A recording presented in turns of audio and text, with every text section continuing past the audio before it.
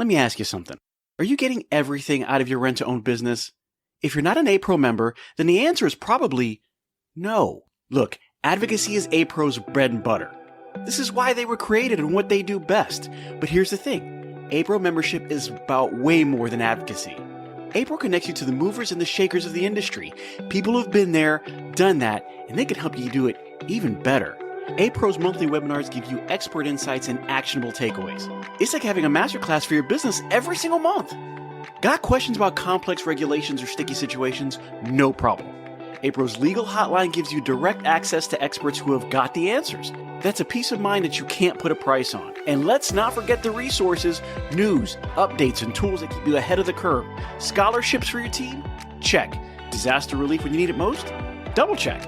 A-Pro is your ultimate support system in the rent-to-own world. So stop settling for less. With A-Pro, members get more. More support, more connections, and more success. Head over to rtohq.org and join the A-Pro family today. Because in this business, more isn't just better. It's essential. See you at the top with A-Pro.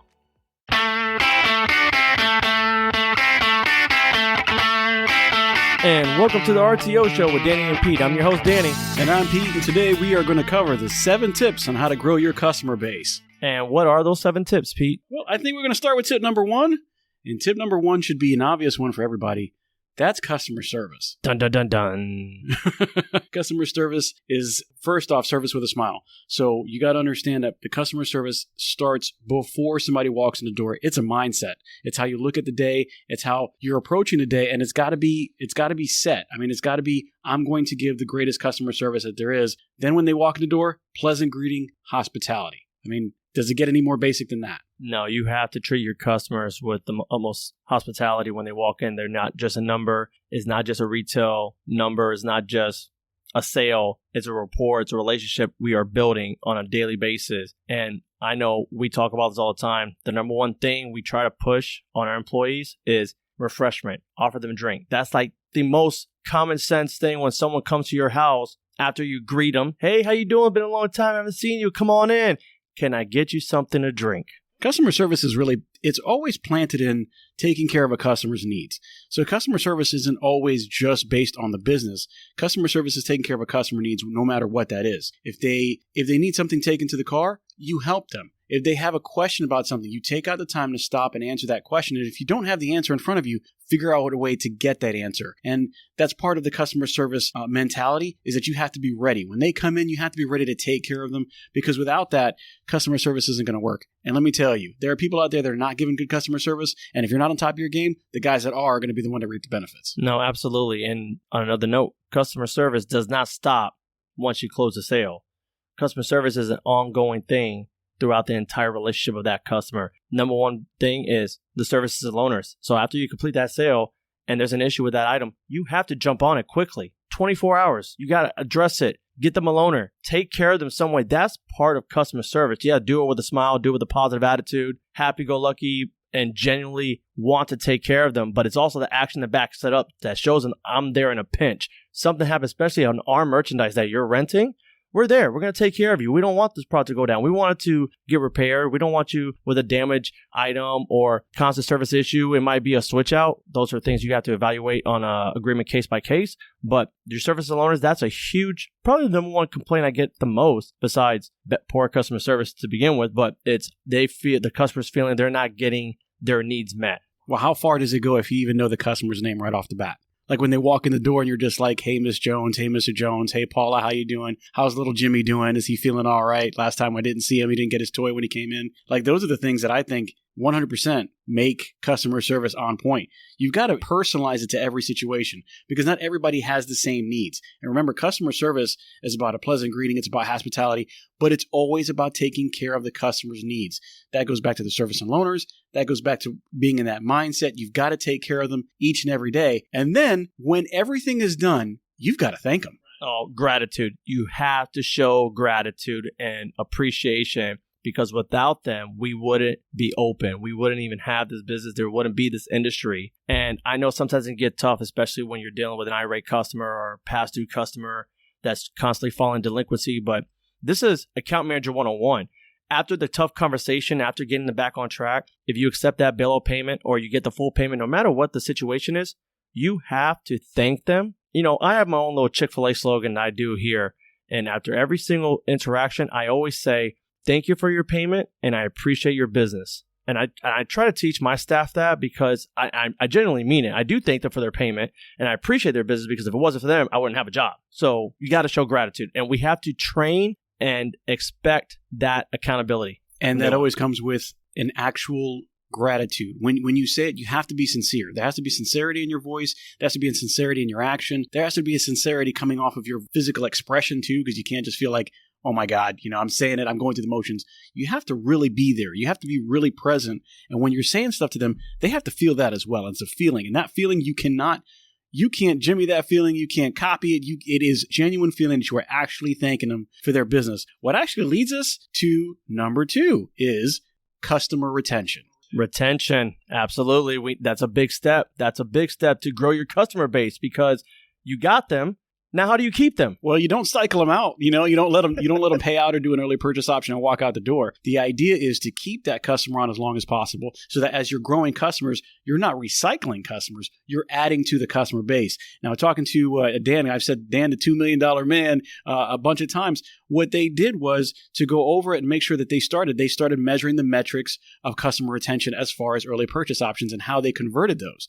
And when you start realizing how many customers you can lose to that, you want to track that metric because keeping a good percentage of those customers on with whatever reasons that you come up with, whether it be a 1 month down, you have a deal, you're going to give it to the payout customers, you're going to give them a loyalty program, whatever the case is, you want to do that and make sure that they stay on the book so that the 2 customers you grew, you just didn't lose with payouts. Right. And it's constantly marketing to them as well. And it comes also with good collection practice. And with good collection practice is, again, upholding the customer service, always thanking the customer for every payment, appreciating their business, staying on top of them, of helping them reach ownership. That's the whole point of account manager, which, really should be called revenue retention manager or whatever. I don't know. I'm always trying to create a different title for those individuals, but I like it. The account managers should already know, hey, Pete's coming up to paying out. It's a 18-month contract. It's been with me 15 months. We're entering the last 3 months. Hey, Pete, I see you're about to pay out. This is your balance. Just want to let you know. You still have 3 months left. Is there anything else you're needing? You have a washer and dryer. Do you want to get a matching fridge now? I know we kind of kept you within a budget, but for being with us for so long and great payment history and the amount of money you spend, I'm going to give you a great deal, great down payment assistant deal, probably no money down, 1 month free, possible, but it goes hand in hand with converting your payouts with good collection practices because that can be a bad reputation for you, which nobody wants. You want to retain your customers by always the customer service and converting the payouts. And don't forget customer appreciation. That goes hand in hand with the gratitude that we just talked about. Let's go back to converting payouts. You're converting payouts. You want to appreciate those customers, but you also don't want to alienate the customers that have returns for whatever reason. Because this can be a short-term business. This can be a changeover business. On average, 3 to 4 months is what a rent-to-own customer lasts, right? So if they're here for 3 to 4 months, you've got to convert them 4 times a year. You've got to make sure that you keep up that conversion rate. Absolutely. So whether they're switching from a bedroom set to a living room set, from a living room set to a washer and dryer, from a washer and dryer to a television set, and then back all the way around, big things. I appreciate your business. What else can I get for you? And that could be more items. Absolutely. And speaking of more items, the last step to retention is add-ons. And again, I always push this on the account managers. They have the best opportunity, but anybody has that opportunity. When you're on the front customer service desk and the customer comes in to make a payment, it's a continuous, are you needing anything else? Everything's good with what you got. We having this great deal. This is our hot items. This is our hot deals. It's constantly promoting the merchandise and the sales atmosphere that's going on in your store on a day-to-day basis and trying to get those add-ons and giving them the best bang for their buck. Well, you're trying to save the customer before they're already out the door. So the best time to make sure that you have customer retention is before they're leaving. So you don't want to ask about that add-on when they're about to pay out. You want to ask the add-on beforehand because if they're at the end of an 18-month agreement, they might not want to have that choice of, I just finished paying it, I just want to go. But if you hit them up at 12 months and they already added on another 18-month agreement. They're still inside the amount of credit that you allowed to have them have, right? So now they got a TV at an 18-month agreement, but they picked up 12 months into it. You've got one more year to work with that customer, whether it be weekly, bi-weekly, semi-monthly, or monthly, to see them, to enjoy them, to give them those customer appreciation days, to let them know that you care about their business and give them the opportunity to keep on coming in. But you don't want to do it at the end. You want to hold on to that customer because part of customer retention is making sure that you attack it before it's too late. And if you do steps 1 and 2, customer service and retention, it will lead you to step number 3, which is crucial, and that's building your reputation, because reputation is almost anything and everything. I say this all the time. People don't do business with business. They do business with people, and you have to have a great reputation of in your store. Nobody does business with the company name. They go do business with the person that's running in that company. They're going to come see Danny at Rank King or Pete at Rank King. It's never really the store location. It's who's running it. And a part of building your good reputation is having the correct staff. Having the correct staff and making sure that the correct staff is trained and also that they have longevity. There's nothing like walking into a store that you've been at for a long time, and then let's say the customer walks out and they come back, hey, you're still here. Yes, I am, and I'm here to give you the same great customer service that you had before. People love walking in and knowing that. And then when you invest that time into somebody, teaching them the customer service, teaching them how to retain those customers, it's an investment that you made into that employee who's going to apply it again when somebody else comes in the door. So that reputation, they're going to feel like you're taking care of them, and they don't see people coming in and out and in and out and in and out because they're going to feel like, this guy doesn't know me. He doesn't know what I want. He doesn't know what I'm looking for. We have no history. Build that reputation with your community with solidarity. Keep them happy because that's going to keep your customers happy. So you have the correct staff. You guys are all performing customer service. You're doing your best to retain the customers you do have. Is that enough to build your reputation? I don't think so, because there is one factor we're leaving out. All the salesmanship, all the customer service in the world is not going to save you of a reputation of having a dirty showroom. Whoa, you mean I can't sell that stuff that's all marked up and it kind of smells a little funny and it got caught in the rain? You might be the best salesperson in the world and you might be able to push that clearance item and that beat up furniture, but you're also letting your community know that's all you carry is the beat up stuff. And you don't want that reputation. You wanted your community to know we have nice, name brand, clean. If it is refurbished, it's refurbished to mint condition to where they're going to get the most bang for their buck and high quality product of value. Part of your reputation, and it kind of goes back to the service, but you should know your vendors. You should know who to get the parts from, how long it's going to take to get those parts, have somebody be able to install those parts, and then make sure that you're taking care of those customers no matter what it is that they need. Building that reputation is making sure that they understand what they're going to get. When they walk in the door, they talk to somebody else in the community, your reputation is talking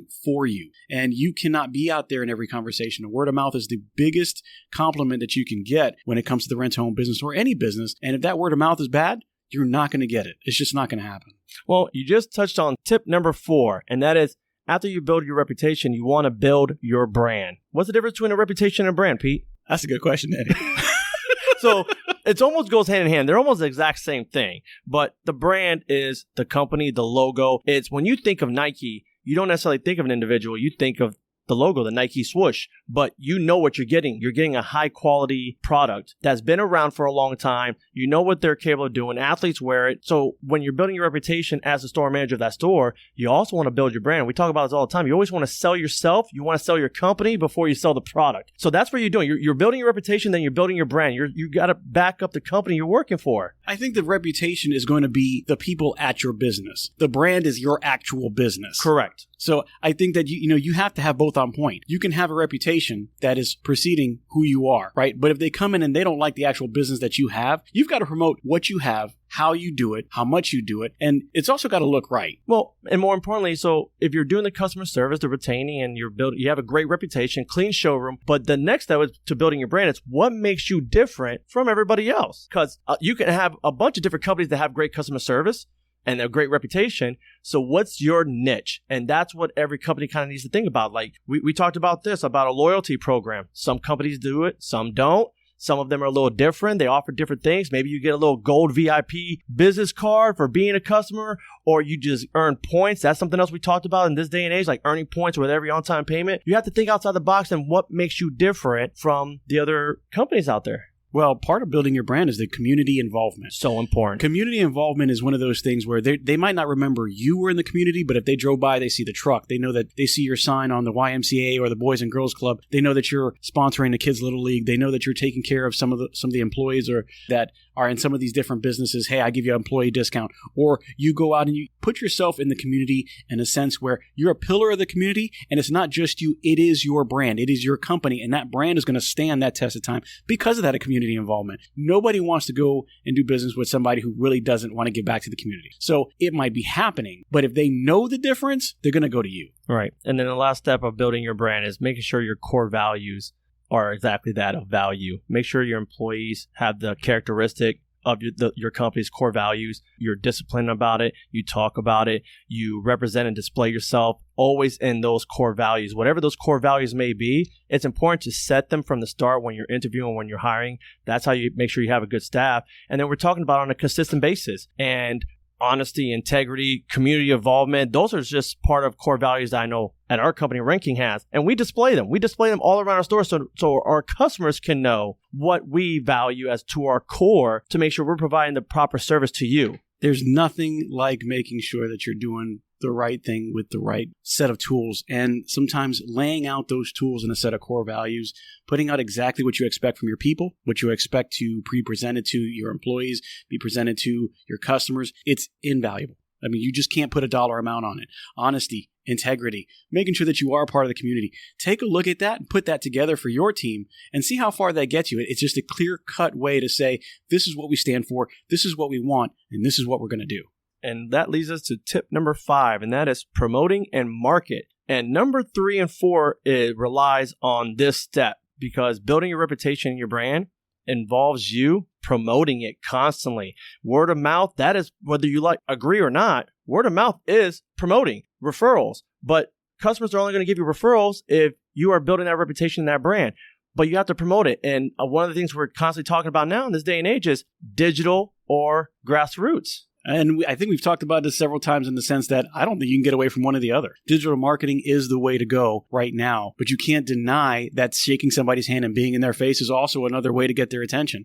A lot of people forget that, yes, the beginning half of the age groups, when you're talking about 30 and down, 30, 35 and down, you're talking about millennials, you're talking about Gen Z, but you can't forget about Gen X and the baby boomers. They're more in your face. They're more shake your hand. They're more word of mouth, where you have a younger population that is very, very set on Facebook, Instagram, TikTok. These things you can't get away from. And if you want to alienate half of your customers, don't do it. But let me tell you right now, if you do that, you're going to suffer, and you're going to suffer big time. You have to reach out where they are, and where they are on the social media platforms. But then that leaves you with grassroots. Well, one of the things we talk about is if it's not notated, it didn't happen, right? We talk about that a lot. Well, that's how your community involvement is. If you're involved in your community, but you're not posting it on social media, you might as well not have happened. Who's going to see it? Exactly. So you have to promote it. You have to be more on digital in this day and age, but you can't forget the older generation. You can't forget your long-term customers. That's why you have to still practice the business to business. You have to go to your apartment complex and try to create a relationship to where they'll put your flyer in their welcome home packets, go knock on some doors sometimes, go in person to some paid outs, get them a treat, a gift card, whatever it may be, as a thank you, as a gratitude that we miss you. But then on the flip side, you have to be posting constantly that this is what we're doing. We're giving back. We're in your community. We're flyering. We're spreading the word. That's a double-edged sword right there. You are doing grassroots and digital combined, and you are then, without realizing it, building your reputation and your brand. The best thing that you can do, guys, is research how to reach your customers. Look at your customer base. Take a look at the demographics that you have going on. Just take some time to sit down with whomever you have, or your marketing director or yourself or your staff, and go, what does it look like? What am I missing? Do I need more on the higher end? Do I only have 30 and under? Do I need 30 and over? Those people who need things that the younger generation wouldn't need, right? So sometimes the older generation, they don't care about the TVs and all that stuff. They have all that. They might need to, they're more worried about, do they have a comfortable bed to sleep on and a couch to sit on? Where you have some of the younger generations where they're interested in the best TV and the best game system. But you need to find out what you have and how to market that. And that's always going to be the best way to push and promote. You want to make sure that you're not too much on one and not enough on the other. Your guys have to get out and knock on doors.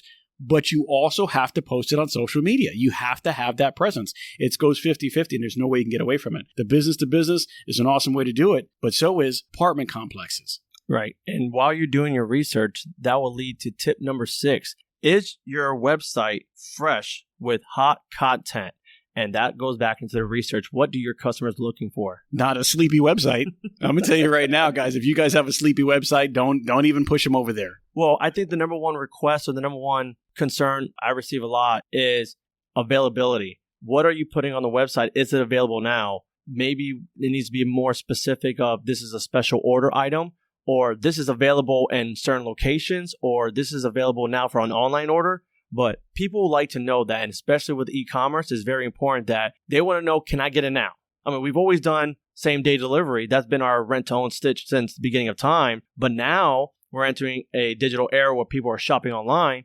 Is the same scenario. They want to know, can I get it now, or at least by tomorrow? What is available? Well, you got to remember, there are 4 seasons in the year, and if you are only changing your website to match the 4 seasons, you are way behind on the curve. It's at least 6 to 8 week span, and then you're changing it up. You've got to make sure that you've reached all your customers, they've seen what you got, and then you change it up. You've got to really take out your time because it's not easy. All right. So when you're talking about keeping a fresh website, you have to scour everywhere and find out, what is everybody looking at? What are the trends? What will be the trends? What are you going to go into? Are you going into the fourth quarter? Are you going into the first quarter? Are you going into the second quarter?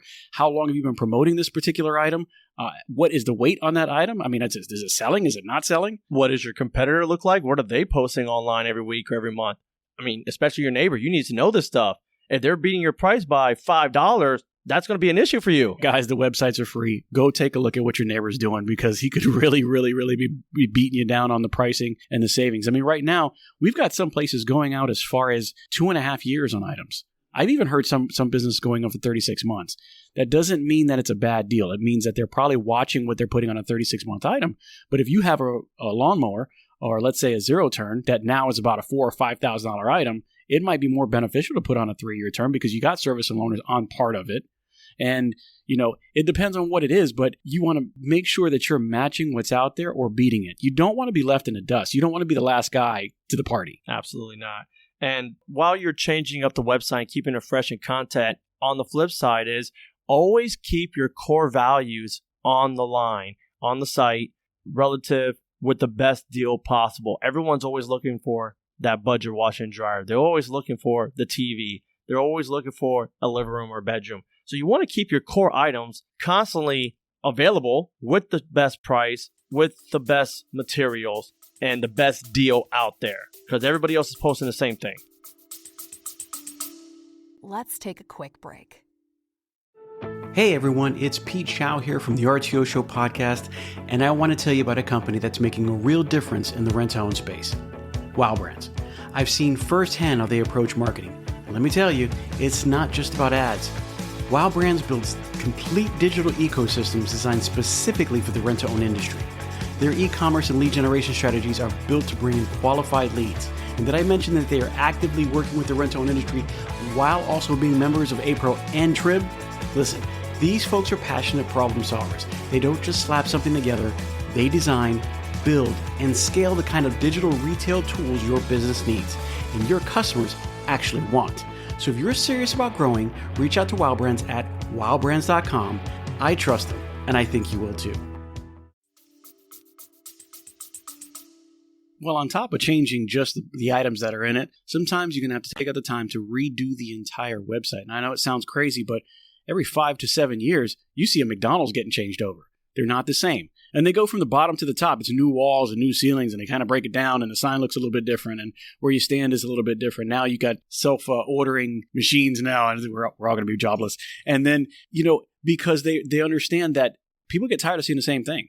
And after a while, guys, if you had that same stagnant website for 2 or 3 years and you think it's doing good, it has all the stuff on it, liven it up, take a good look. Maybe it's a rebranding. Maybe it's a new paint job. Maybe whatever it is on your website might need it.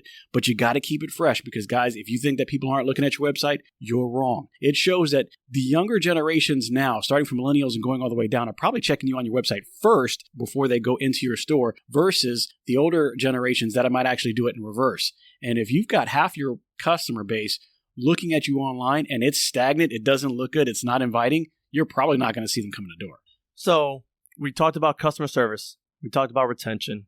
We talked about reputation and brand building. We talked about marketing and the website. 6 tips so far. The last tip is the most important one because you can do all the marketing in the world and it's not going to matter if you don't do this tip number 7, which is what? Close the damn sale. Close the damn sale. Say it with me. Close the damn sale. your close ratio, guys. That's the most important thing. You can get 20 customers in your building today. That means your marketing is on point. Great. But if you're only closing 2, you're not going to grow. Now, how crazy is it? Somebody walks in, you give them great customer service, right? And then you have a reputation that brought them in the door. They see the brand. They're happy, right? They saw the marketing. It worked. It was fresh and great. But you can't retain them, and you can't get them to buy anything because you can't close the damn sale. Which that's probably, I don't know. That boggles my mind so much. Like guys, it's so easy to close a sale in this industry.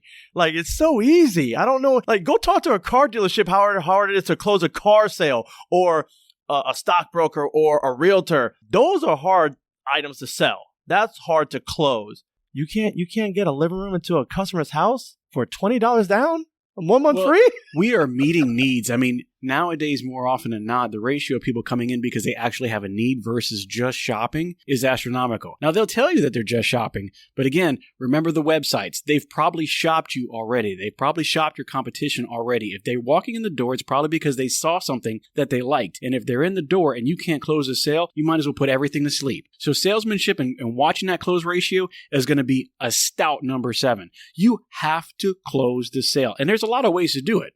One of them is most, if not all, rent-to-own companies don't require credit. Right. So my first suggestion with this is start keeping stats. This is something we used to do. I know you've done it. I've done it. Store managers, I please strongly advise you to do this. Start 1 week, keep a notepad, and keep track of every customer that walks in and how many walk out the door that you don't close. Maybe you close them tomorrow. Okay, but I'm talking about how many are walking out your door today that you're not closing. Is it 2 out of 5, 3 out of 5, 1 out of 5? But I bet you if you put these stats on a paper and by the end of the week you realize how many customers walked out, you'll probably know your answer why you're not growing. There's at least 3 minimum attempts to close before somebody walks out the door. 4 if you're really on your game. And to be honest with you, no matter which close you decide to go with, you have to ask for the close. So many people fail to just ask for the business. Mm-hmm. They'll say, so what are you thinking? No. I don't know. It's not about what you're thinking. When am I going to get that to your home tonight?